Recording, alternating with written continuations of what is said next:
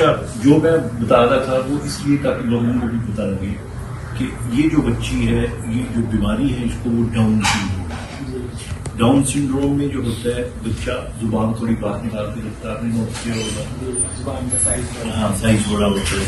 फिर आपने देखा होगा कि जो बच्चे हैं ये म्यूजिक पे खुश होते हैं। अच्छा, फिर ये देर से सारे काम करते हैं, चलना फिरना भी लेट होता है। हाँ, अच्छा, एक इनका जो है ना, ये जो हाथ होता है, ये जरा गौर से दिखाएं सर। ये देखते हैं, ये ट्रांसफर्स ट्रीज है, यानी अगर मेरे हाथ में देखें कितनी सारी लकीरें हैं, इनकी एक लकीर सीधी यहाँ तक होती है, तो ये भी एक इसकी निशानी है। चेहरा अगर आप थोड़ा सा सिर्फ इतना करके दिखाए, इसके अंदर आईज भी गोल है और मैक्रोग्लोसिया होता है।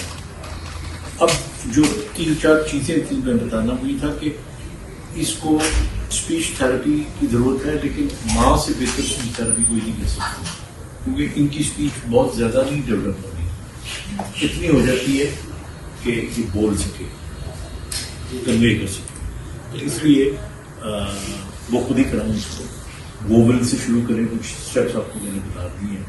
और स्पीच थेरेपिस्ट को भी आप लोग दिखाएं तो उनसे रिक्वेस्ट करें कि आपको महीने के टास्क दे दिया करें, ताकि आप घर पे इसको पूरा करें। और बाकी चलने फिरने दें इसको, थोड़ा सा इसको दिखा दें चला के, इसी पे बैलेंस इसका बेहतर हो गया।